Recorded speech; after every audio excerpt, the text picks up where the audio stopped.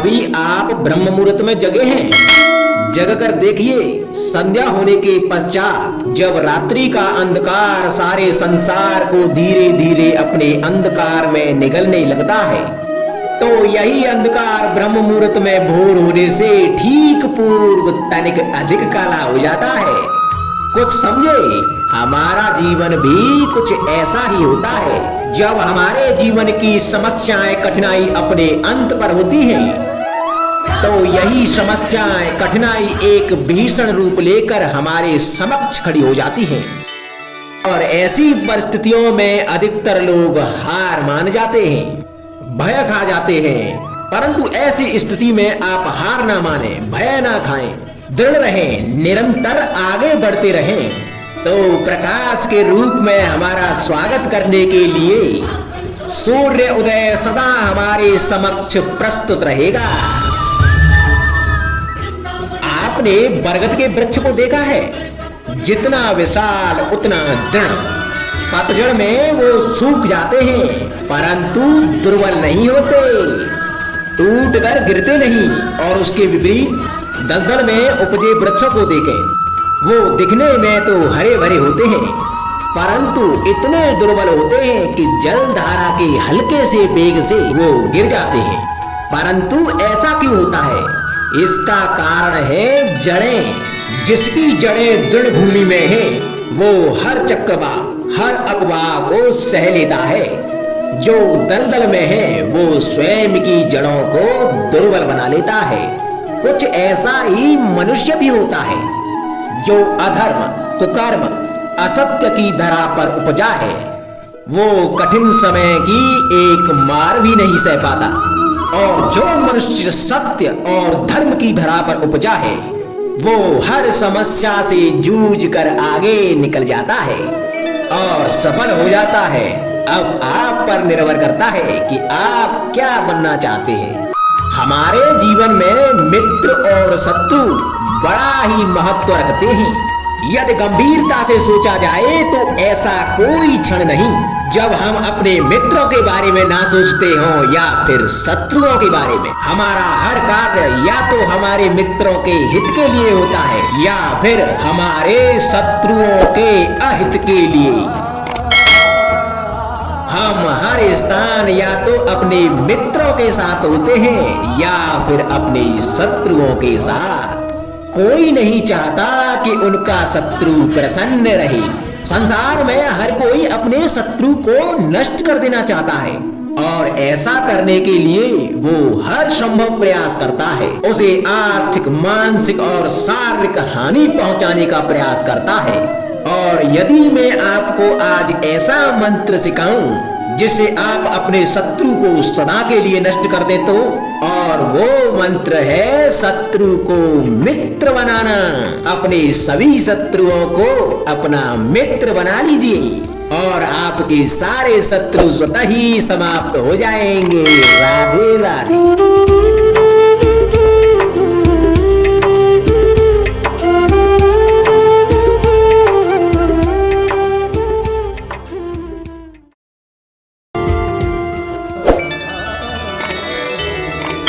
संगति या साथ, मित्र और साथी मनुष्य के व्यक्तित्व के लिए सबसे महत्वपूर्ण होते हैं।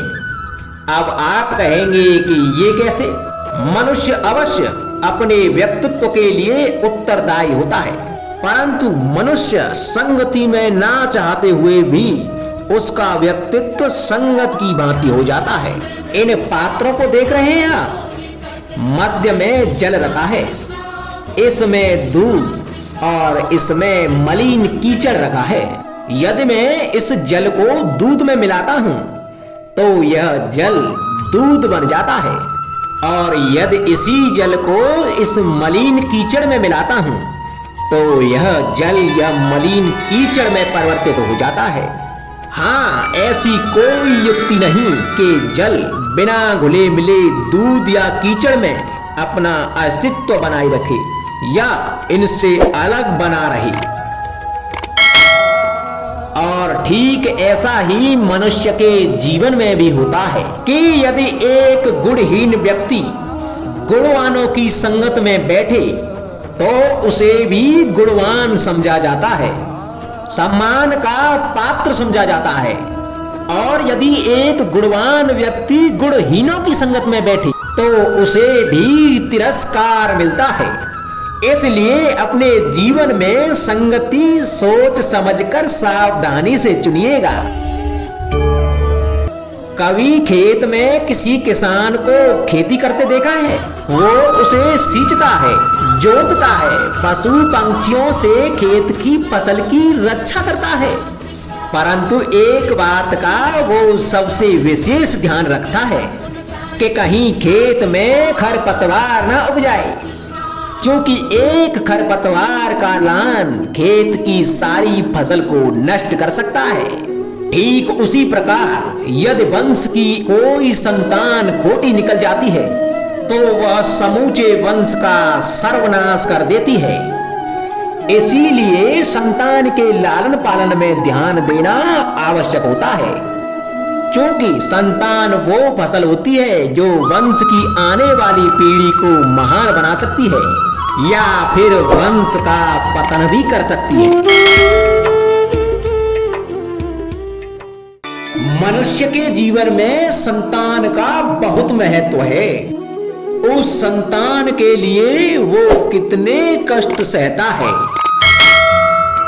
उसे पालता है, पोसता है, और यदि यही संतान उसके संताप का कारण बन जाए तो क्या ये उसका दोष है? अधिकतर ये दोष हमारे लालन पालन का होता है। बचपन में बालक के हठ को मानकर हमें आनंद की अनुभूति अवश्य होती है, परंतु धीरे धीरे अपने बालक के हठ को मानकर उसके हठ के दास हो जाते हैं। एक हड्डी उद्दंड और असंस्कारी संतान उस सूखे वृक्ष के समान होती है कि यदि उसमें आग लग जाए तो वो सारे वन को भस्म कर डालती है।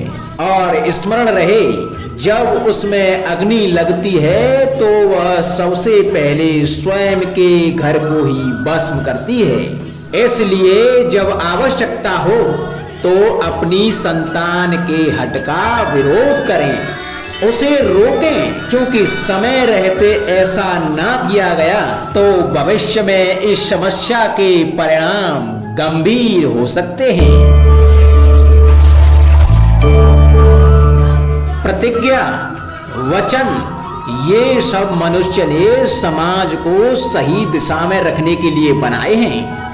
वो मनुष्य ही क्या जिसके जीवन में नियम ही ना हो, जिनका वो पालन ना करे, परंतु समय के साथ चलने के लिए नियमों को भी बदलना आवश्यक होता है, क्योंकि ये आज का समय ही तो है जो बीत जाने के बाद इतिहास बन जाएगा।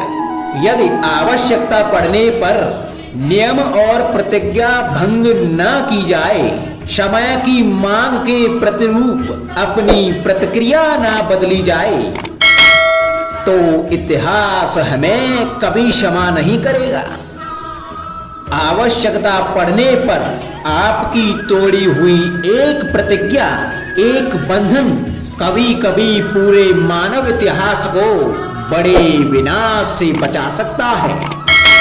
इसलिए नियम, प्रतिज्ञा, वचन कुछ नहीं, कुछ है तो केवल समय, अर्थात जिसके अनुरूप चलने वाला ही सफल हो सकता है।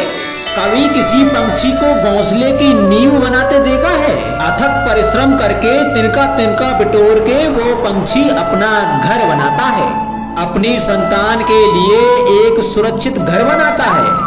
और कहीं से तीव्र आंधी आती है, बारिश आती है और उसका घर तिनका तिनका करके बिखर जाता है। फिर वो पंछी रोता नहीं, ना ही विलाप करता है, वो बिना विलंब करे फिर से अपना घोंसला बनाना प्रारंभ कर देता है और सफलता पाता है।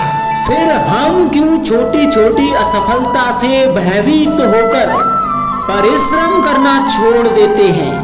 एक बात सदा स्मरण रखना, हर वृक्ष कुल्हाड़ी की एक मार से नीचे नहीं गिरता, हर चट्टान घन के एक प्रहार से नहीं टूटती। सफलता पाने के लिए अनावृत परिश्रम करना मात्र एक मार्ग है। स्वीकरण, सत्य का स्वीकरण मनुष्य के लिए बहुत ही महत्वपूर्ण है।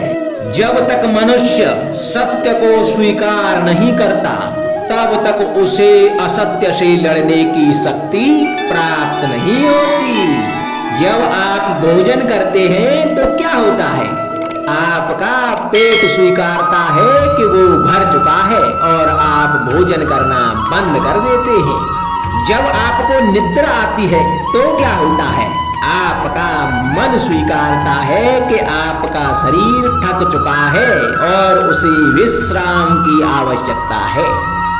उसी प्रकार जब आपको किसी व्यसंग को रोकना हो तो आपको स्वीकारना होता है कि बहुत हो चुका।